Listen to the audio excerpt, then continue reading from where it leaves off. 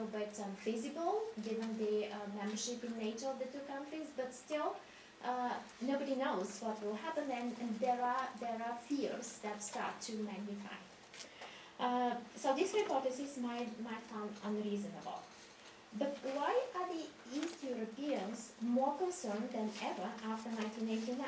In the early 2000s, it was considered only talk, statements, speculations about the wild dreams of some people in Russia, foreign policy makers, to restore the past glory of the USSR and perhaps of the Russian Empire. In those years, the hypothesis of threats from Russia sounded unrealistic. Until the time when the idea started to materialize, and we had the events in Georgia in 2009. After we saw what happened in Georgia, some support was given to this hypothesis. Now fears become more materialized. I would like to conclude by emphasizing that what happened in the last 3 weeks was not unpredictable, as some experts tried to convince us, or at least they haven't convinced me and many other people who work on Eastern Europe. There has been a constant possibility of this happening, a proposition now supported by real-life evidence. The fears of the Baltic states, priorities, the fears of the Baltic states are fears of all of Eastern Europe. The foreign policy priorities of Russia don't seem to have changed so much in the last, what some believe, 1,000 years even. I wouldn't argue that, but still there is a very interesting consistency. Doesn't matter who is in power, whether it's a Tsar, an emperor, Lenin, Stalin, Brezhnev, more recently Putin. One of the priorities remains access to a warm sea, which is the Black Sea, and also the creation of a buffer zone. Let me just read to you a few sentences from a letter which was previously sent by the Russian president to the president of Ukraine. And I'll ask you to then name, please, who these people are, who the letter was written by, when, and to which president. I will read you only one short paragraph from it. Ignoring the views of Ukrainian citizens, this is what the Russian president writes to the Ukrainian president, ignoring the views of Ukrainian citizens, as well as Russia's well-known position, the political leadership of Ukraine stubbornly continues to pursue accession to NATO. And as a so-called argument, you hint at as the Russian threat to Ukrainian security, something which does not and cannot exist. This is what the Russian president states. There is no threat to Ukrainian security. This threat does not exist, it cannot exist. And it's all about this Ukrainian stubborn pursuit of NATO membership. The letter was written, dated August 11, 2009, and it was sent by President Dmitry Medvedev to then President Viktor Yushchenko of Ukraine. So, this is all about the priorities of Russian foreign policy and the validity and the concerns and the threats and the fears that the East Europeans have. Thank you.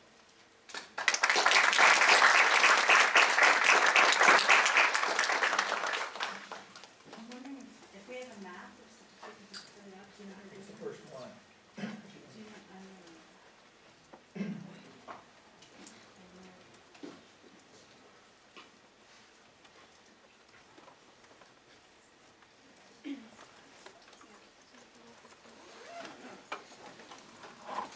So, hello everyone, my name is Markus Thiel. I'm a Europeanist, but really one focusing on Western Europe and the European Union in particular. So, when I was asked to participate, I decided, of course, to focus on the West European in particular and European Union response. And as you maybe can tell from my accent, I'm also German.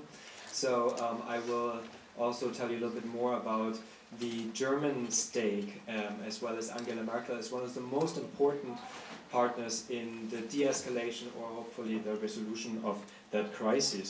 So what I want to do in the next 10 minutes, I want to give you a little bit of a short overview over some of the milestones in the mutual history between the EU, Europe, and Russia. Then secondly, I'm going to show you some of the problems with regards to the unity, or should I better say the disunity, of the EU and the European response.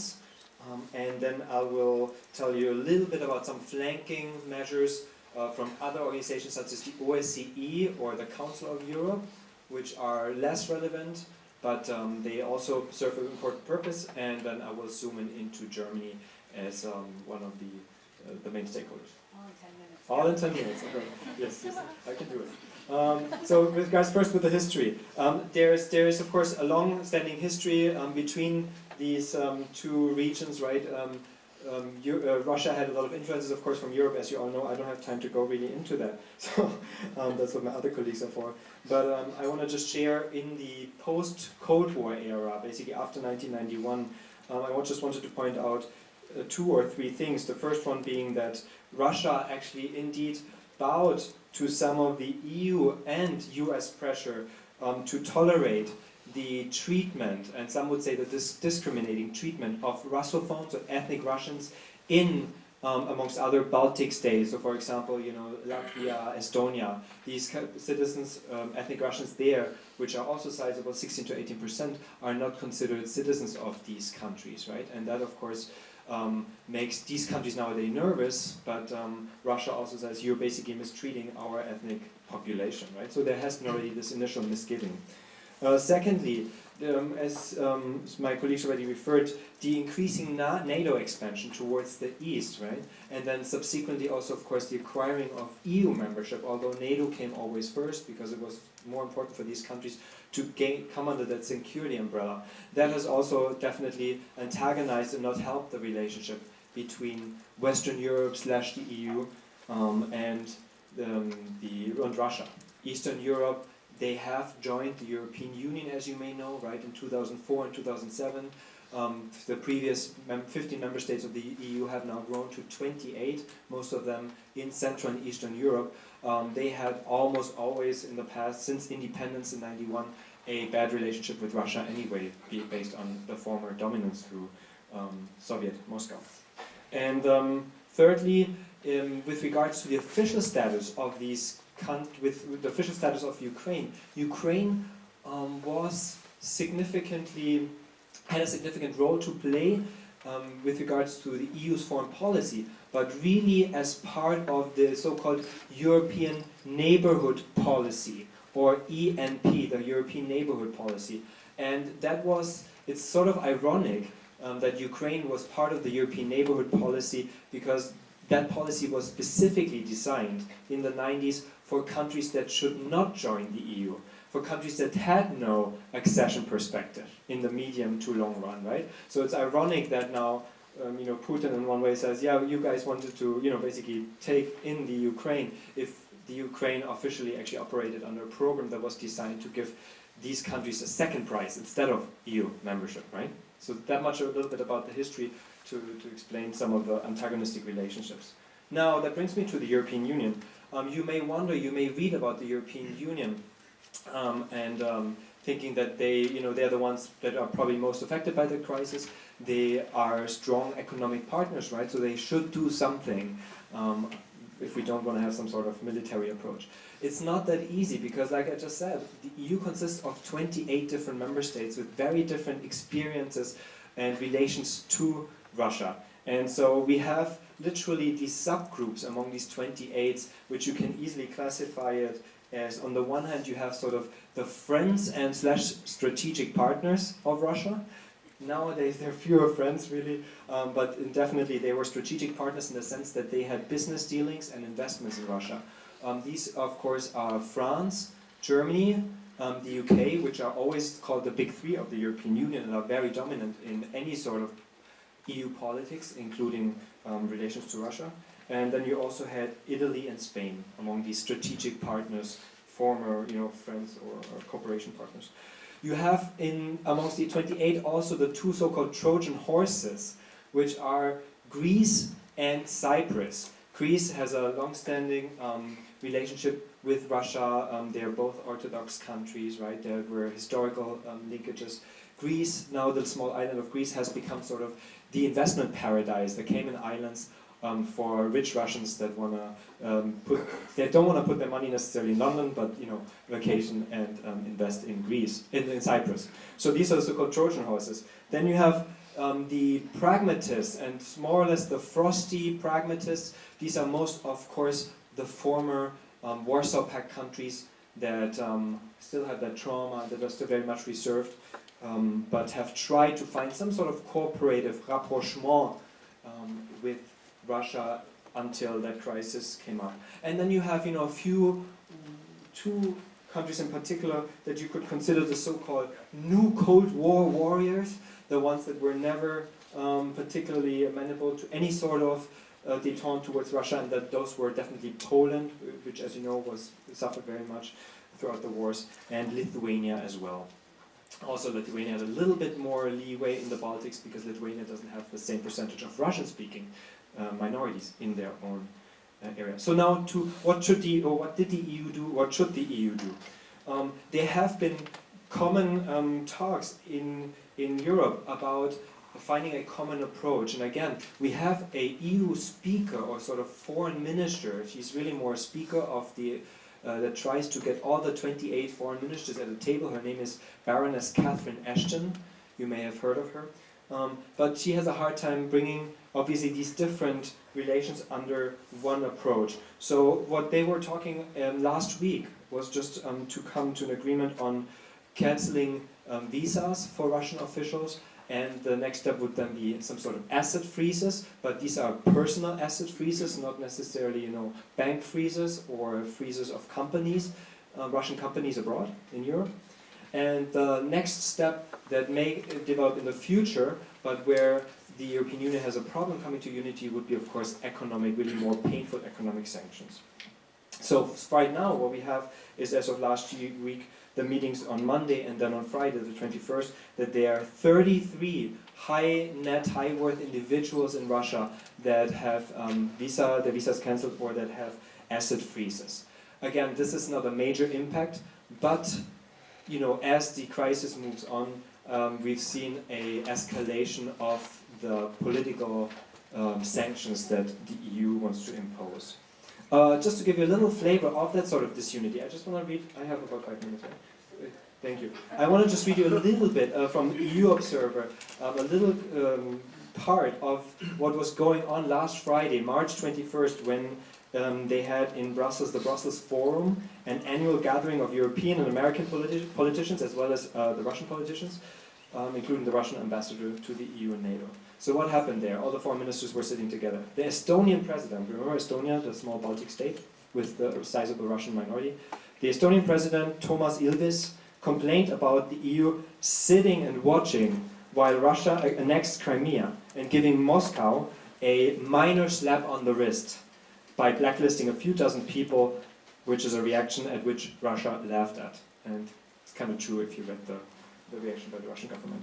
So the Italian foreign minister then, Federica Mogherini, who was defending the EU's sort of slow, gradual approach, snapped, so let's bomb Russia? What's the solution? Right?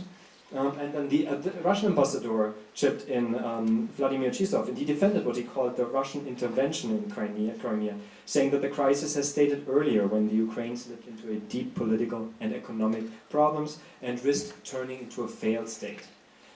Based on that, just lastly, the Estonian president Ilves then said Chivos was disingenuous because you can't destabilize a country and then express concern that it may become a failed state. Right? So this just to give you a flavor of sort of the problems that lie with saying that the EU should just act this and this way.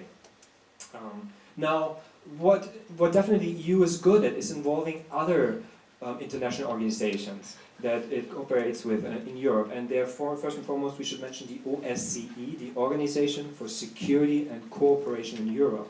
You don't hear about them a lot, but they have been very active in Eastern Europe, have set up missions, particularly in Kosovo, had one in Ukraine, in Moldova, Transnistria, and all these. Their speciality are minority conflicts, and so the OSCE actually has now achieved to have observers in the east of Russia. There was a long battle to let Putin agree to, and Russia is part of the OSCE as well, so Russia has to agree, but they finally last week agreed upon Merkel's pressure to let observers into the eastern part of Russia, basically so that the international community can tell Russia, you better back off eastern Russia, right? We may have, yes, thank you. And then there's also the Council of Europe. The Council of Europe is in that sense less important, but pretty much all the participating states, the 43 in Europe, except for Russia, agreed that this, of course, that intervention was illegal according to international law. Now, Germany, lastly, is a very important partner. Remember, Merkel, she comes from East Germany, or grew up in East Germany. That's where Vladimir Putin was based as a KGB agent, right? They both speak each other's languages, right? She Russian, he German. They were at least she was under the impression that she understands sort of the MO, the modus operandi of how Putin would proceed and could influence him. Boy, was she wrong in one way, right? So until the Crimea referendum, Merkel took a very slow, gradual approach, avoiding a direct confrontation. That's her personal style, if you know a little bit about her and German politics. She talked about the official three-pronged approach that she wants to diffuse across towards the other EU member states. So first would be the talks. She tried that. There were a direct dialogue between her and Vladimir Putin 2 weeks ago. Remember, I don't know, you may remember when she came back after the phone call and said Putin lives in a different world, right? And that coming from Angela Merkel as a German, that's quite a stunner to say that she didn't mean, that he was irrational or anything like that. But what I think was she referring to that. We are speaking in Europe, we're trying to project values of human rights, democracy, integration through inclusion. And Putin just speaks the language of power politics and sort of a revisionist 19th century